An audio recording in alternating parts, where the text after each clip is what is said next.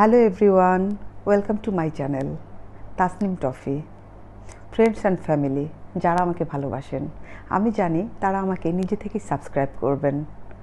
আর যারা আমাকে তেমনভাবে জানেন না, আমি বিশ্বাস করি তাদেরও আমাকে ভালো লাগবে এবং সাবস্ক্রাইব করে লাইক করে আমার পাশে থাকবেন।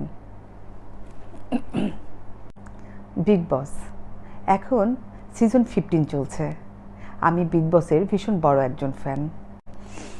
বিগ বস আমার সাথে এমনভাবে জড়িয়ে গেছে যে বছরের 4-5 মাস আমি এটি দেখেই যেন সময় কাটাই।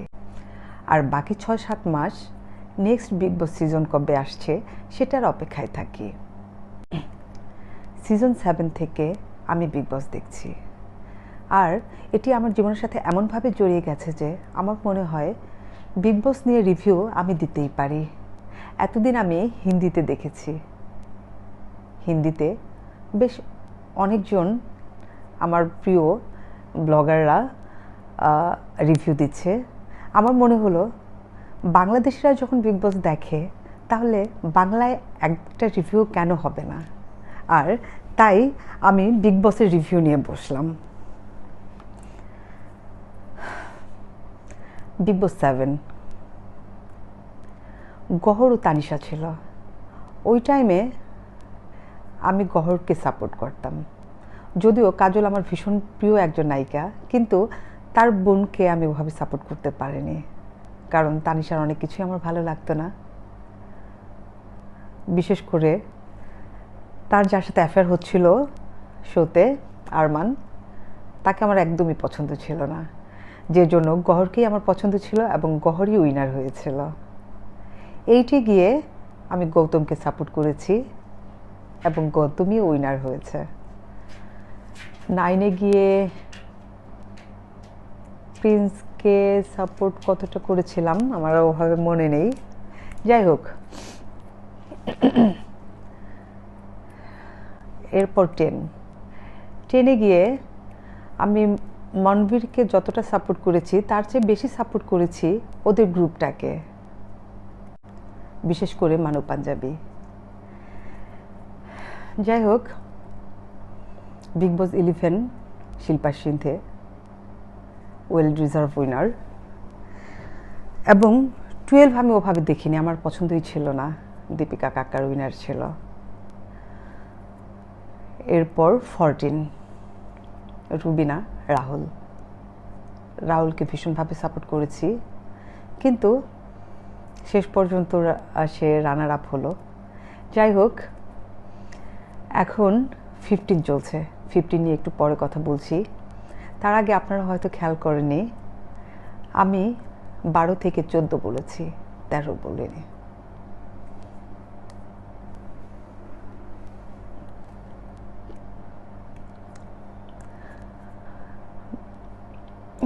বিগ বস 13 আমার জীবনের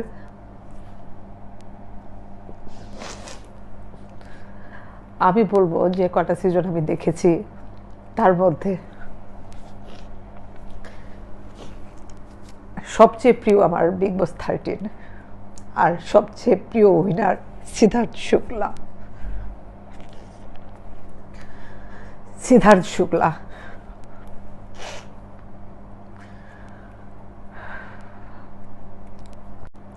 আমি বলবো সিদ্ধার্থ শুধু বিগ বস 13 উইনার নয়, সে এখন পর্যন্ত 14টা সিজন হয়েছে, এখন 15 চলছে, সবকটা সিজনের বস সে, বিগ বস রিয়েল উইনার। আজকে আমি বিগ বস নিয়ে রিভিউ দিতে যাচ্ছি। বিগ বস 13-এর কথা বলার সময়, সিদ্ধার্থের কথা বলার সময়, যেখানে আমার খুশি হবার কথা সেখানে নিজের অজান্তেই চোখে পানি চলে আসছে। এর কারণ হলো গত 2রা সেপ্টেম্বর সিদ্ধার্থ আমাদের ছেড়ে না ফেরার দেশে চলে গেছে। আমি কখনো ভাবিনি আমি ইউটিউবে কোনো ব্লগ করব, বিগ বস নিয়ে কথা বলবো, যেখানে সিদ্ধার্থের কথা উঠবে, কিন্তু সেটা আমার ভাঙা হৃদয়ে বলতে হবে, খুশি মনে বলতে পারবো না। বিগ বস 13 শুধু সিদ্ধার্থ নয়, শেহনাজ গিল, আমার প্রিয় মেয়েটি। ওর কথা যাই বলবো কম হবে। পাঞ্জাব থেকে উঠে এসেছিল, আননোন একটা মেয়ে, যাকে আমরা কেউ চিনতাম না, কিন্তু মেয়েটি আসলো, সবার হৃদয় জয় করলো, সবার হৃদয়ের মাঝে বসে গেল। সিদ্ধার্থ এবং শেহনাজ মিলে হয়ে গেল সিদনাজ, আমাদের প্রিয় জুটি। আমার মনে আছে বিগ বস 13 আমি 3 বার দেখেছি। প্রথম যখন চলছিল একবার তো সাথে সাথে টিভিতে দেখতাম, এরপর আরেকবার রিপিট দেখতাম ইউটিউবে। এবং যখন বিগ বস 13 সিজন শেষ হয়ে গেল, ওই সময় সিদনাজকে এতটাই মিস করতাম যে আমি আবার নতুন করে বিগ বস 13 দেখা শুরু করলাম।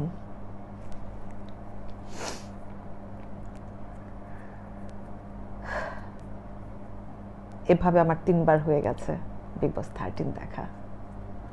আমার মনে হয় যারা বিগ বস 13 দেখেননি তারা লাইফ অনেক বড় একটা মিস করেছেন। জানি না আপনাদের কাছে কেমন লাগবে আমার কথাটা, মনে হবে পাগল, হয়তো মেয়েটির মাথা খারাপ, কিন্তু আসলে যারা বিগ বস 13 দেখেছে আমার মতো, তারা বুঝবে আমার মনের অবস্থা, তারা আমার ফিলিংসটা বুঝবে। তারাও যে আমার মতোই সিদনাজকে ভালোবাসে। সত্যি বলতে 2 বছর হয়ে গেল 13 শেষ, এরপরও প্রতি রাতে সিদনাজ মুভমেন্ট দেখে ঘুমাতাম। কিন্তু ঠিক 1 মাস আগে হঠাৎ একদিন ঘুম থেকে উঠলাম, খবর পেলাম প্রিয় সিদ্ধার্থ শুক্লা বিগ বস উইনার। সে আমাদের ছেড়ে চলে গেছে। লাইফের এমন একটা অংশ হয়ে গিয়েছিল সিদনাজ আমার। ফ্যামিলির একজন চলে গেলে যেমন হয়, আমার ফিলিংস ঠিক তেমনই হয়েছে। এভাবে কেন বারবার মনটা ভেঙে যায় আমি জানি না। আমার প্রিয় মানুষগুলোই কেন চলে যায় আমি জানি না। সত্যি বলতে এরপর ভেবেছিলাম আর বিগ বস দেখব না, কিন্তু এটা ভাবার একটা কারণ আছে। মনে হয়েছিল সিদ্ধার্থ নাই, শেহনাজকে আর দেখা যাবে না, সিদনাজকে আর পাবো না, তাহলে কেন বিগ বস দেখবো? বিগ বস দেখলেই তো ওদের মনে পড়বে। তাই একবার ভাবলাম বিগ বস দেখা স্টপ করে দিব, কিন্তু আবার নতুন করে বিগ বস শুরু হলো, বিগ বস 15, আর আমি দেখতে শুরু করলাম। সত্যি বলতে বিগ বস যখন দেখি সিদ্ধার্থকে মিস করি, আর ওকে মিস করি বলেই আমি এটা কন্টিনিউ করব দেখা, বিগ বস 15। কারণ আমি কখনো সিদ্ধার্থকে ভুলতে চাই না, আমি শেহনাজকে ভুলতে চাই না, আমার প্রিয় সিদনাজকে ভুলতে চাই না। বিগ বস দেখে ওদের মনে করতে চাই। আর শেহনাজ, মাই ব্রেভ গার্ল, তোমার মুভি রিলিজ হচ্ছে যার নাম হসলা রাখ। আর আমি তোমাকে বলবো তোমাকে হসলায় রাখতে হবে, কারণ উপর থেকে সিদ্ধার্থ দেখবে তুমি ভালো আছো, তো তোমার মুখের হাসি দেখার জন্যই সে আছে। হসলা রাখ মুভি সুপারহিট হবে, ব্লকবাস্টার হবে, এটাই উইশ করছি। আমার মতো সিদনাজ লাভার, শেহনাজিয়ান, সিদ্ধার্থ সবাই আমি জানি শেহনাজের মাঝেই সিদনাজকে দেখবে। তাই আমরা সবাই হসলা রাখ মুভিটি দেখব আর শেহনাজের পাশে থাকব। কারণ জোহরের উপস্থাপনায় বিগ বস ওটিটি ভালোই লেগেছে। বেশ কয়েকজন প্রিয় মানুষজন ছিল, প্রতীক, নিশান্ত, এরপর সমিতা শেঠি ভালোই ছিল রাকেশের সাথে। যাই হোক, কিন্তু যখন পরশুদিন বিগ বস 15 শুরু হলো, সালমান খান স্টেজে আসলো, जंगल में आधी रात में लगने लगा है डर, दुनिया को भूल जाऊँ कुछ ऐसी बात कर। সত্যি বলতে বিগ বস ওটিটি ভালো লাগছিল, কিন্তু যখন সালমানকে স্টেজে দেখলাম তখন মনে হলো বিগ বস তো বিগ বস, ওটিটি তো ছিল নদী আর এ যে সাগর। সালমানকে দেখলেই মনটা যেন ভালো হয়ে যায়। এরপর আস্তে আস্তে সব প্রতিযোগীরা এলো। আজকে 4 তারিখ, এটা 2 তারিখে শুরু হলো। হিসেবে আমার 3 তারিখে এর রিভিউ দেওয়ার কথা, কিন্তু আমি 3 তারিখে কিছু বললাম না, কারণ বিগ বস ওটিটির কয়েকজন প্রতিযোগীর এখানে এসে অ্যাড করার কথা ছিল, নিশাদ, প্রতীক, সমিতা শেঠি, এবং প্রথম দিন ওদের 3 জনকে দেখানো হয়নি, যে জন্য আমি অপেক্ষা করছিলাম যে ওরা আসুক, এরপরে আমি রিভিউ দিব, যে কারণে 2 দিন দেরি হয়ে গেল। যাই হোক, শুরু হলো জয় ভানুশালীকে দিয়ে। জয় ভানুশালী, আমরা যখন স্টার প্লাসে, জি টিভিতে, সনি টিভিতে, কালার চ্যানেলে সিরিয়াল দেখতাম, এখন না, সেই অনেক আগে থেকেই জয় ভানুশালী ভীষণ ফেমাস একজন অ্যাক্টর ছিলেন, ইভেন এখনও আছেন। এরপর তাকে আমরা অ্যাঙ্কর হিসেবেও দেখেছি, রিয়েলিটি শোতেও দেখেছি, কিন্তু এবার সবচেয়ে বড় reality show, number 1 reality show Bigg Boss, এখানে জয়কে দেখে ভালো লাগলো। এমনকি জয়কে শুধু যে আমরা পছন্দ করি তাই না, মনে হলো চ্যানেলের সবাইও তাকে খুব পছন্দ করে, কারণ তাকে ইন্ট্রোডিউস করে দিল স্বয়ং সালমান খান, আমাদের টাইগার। সামনে হয়তো জয়কে আমরা লম্বা টাইম দেখব, সে অনেক দূর যাবে আশা করছি। এরপর সেকেন্ড প্রতিযোগী এলো বিশাল। শুরুতে আমার তাকে তেমন একটা ভালো লাগেনি, কিন্তু যখন সে তার লাইফের কিছু কথা সালমান জির সাথে শেয়ার করলো, সত্যি বলতে মনের ভিতর কিছুটা জায়গা তখনই নিয়ে নিয়েছে, এবং সামনে সে ভালো করবে। তার স্টেজে যতক্ষণ ছিল তাকে দেখে, তার কথা শুনে, যেভাবে সে কমেডি করছিল, যেভাবে সে কথা বলছিল, মজা করছিল, সব কিছু মিলিয়ে মনে হলো সামনে সে খুব ভালোই করবে। দেখা যাক সামনে কি হয়। এরপর তেজশ্রী আসলো। তেজশ্রী পপুলার ফেস, তার এমনিতেই ফ্যান ফলোয়ার অনেক, আর স্টেজে যখন সে এসে বিশাল এবং সালমান খানের সাথে অ্যাড হলো,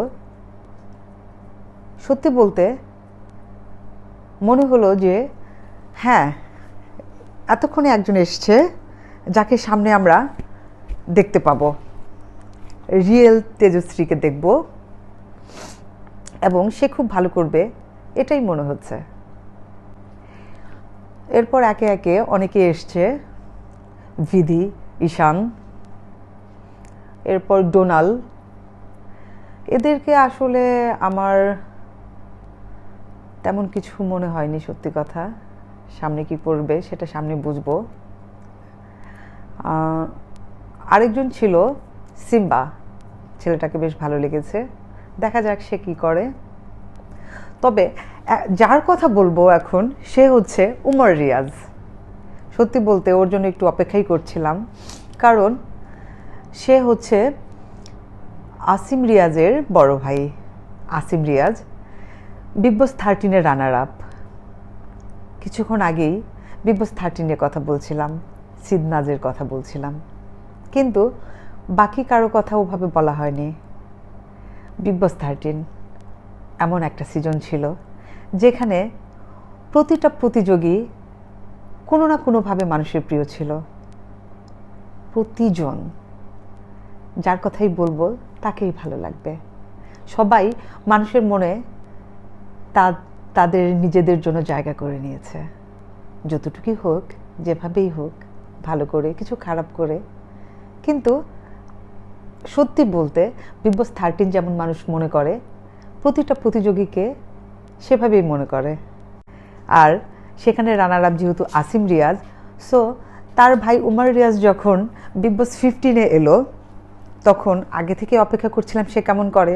স্টেজে যা করলো, যতটুকু সালমান খানের সাথে, বেশ ভালো লেগেছে। আসিম রিয়াজ আসলো তাকে ইন্ট্রোডিউস করিয়ে দেওয়ার জন্য। বিগ বস 13-এর একজন প্রতিযোগী আসিম রিয়াজ, তাকে দেখে ভালো লাগলো। কিন্তু সত্যি বলতে মনে হচ্ছিল স্টেজে তাকে আর কিছুক্ষণ রাখা দরকার ছিল। কখন সে আসলো আর কখন চলে গেল যেন বুঝতেই পারলাম না। যাই হোক, উমর রিয়াজকে দেখার ইচ্ছে থাকবে সামনে সে কী করে। তবে অবশ্যই আশা করব আসিম যা করতো তাই যেন না করে, নিজেকে দেখাক, তার আলাদা ব্যক্তিত্ব আমরা দেখতে চাই। এরপর আরও যারা যারা এসছে, বাকি কাউকে আমার ওভাবে মনে পড়ছে না যার কথা আমি বলতে পারি। তবে হ্যাঁ, কারান কুন্দ্রা, তার কথা না বললেই নয়। পপুলার ফেস, আমাদের সবার প্রিয়। আমার মনে হয় মেয়েরা তাকে খুব পছন্দ করে, তার ফ্যান ফলোয়ার অনেক। সুতরাং সামনে সে ভালো করবে, আর তার ফ্যানরা তো তাকে এগিয়ে নিয়ে যাবেই। দেখা যাক, তারপর সামনেই ছেড়ে দিলাম কতটুকু যেতে পারে, আর আমরা তো সাপোর্ট করবই। 15-এ যে কজন প্রতিযোগী এসছে, আমার কাছে মেয়েদের চেয়ে ছেলেগুলোকেই বেশি ভাল লাগলো। মনে হলো ছেলেরাই বেশি ভালো করবে। তবে আরেকজন সিঙ্গার এসছে, আকাশা। হ্যাঁ, আকাশাকে দেখে ভালোই লেগেছে। দেখি সামনে আরও দেখব, বুঝবো সে কতটা কি করতে পারে। আরেকজন ছিল যে মেয়েটি অনেক অনেক বেশি সুন্দর, মাইশা। যদিও প্রথমে আমার অতটা তেমন কিছু মনে হয়নি তাকে দেখে, তবে কিছুটা দেখার পরে বুঝতে পারলাম সে বিগ বস ওটিটির প্রতিযোগী, ফেমাস প্রতিযোগী প্রতীকের ভালো একজন ফ্রেন্ড। আর প্রতীকের কথা সে বারবার বলছিল, প্রতীকের সাথে কোনোভাবে সে কানেক্টেড, যে কারণে দর্শকরা আমার মনে হয় তাকে দেখতে চাবে যে প্রতীকের সাথে তার সম্পর্কটা আসলে কেমন ছিল, এখন কেমন আছে, আর সামনে কেমন হয়, এটা দর্শকরা আমার মনে হয় দেখতে চাবে। সুতরাং মাইশা মেয়েটা অনেক দূর এগোবে বোঝা যাচ্ছে। যাই হোক, সবার কথা বাদ দিচ্ছি, চলে যাই যার জন্য আমি একটা দিন লেট করলাম বিগ বস রিভিউ দিতে।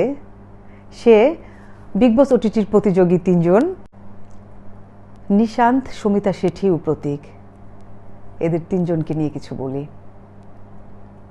ওরা যখন স্টেজে আসলো 3 জনকে দেখি খুবই ভালো লাগছিল।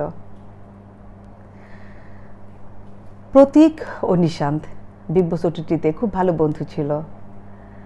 সামনেও কি ওরা ওভাবে বন্ধুই থাকে, নাকি গেমকে প্রাধান্য দিয়ে অন্যদিকে চলে যায়, সেটাও দেখার ব্যাপার, দেখব।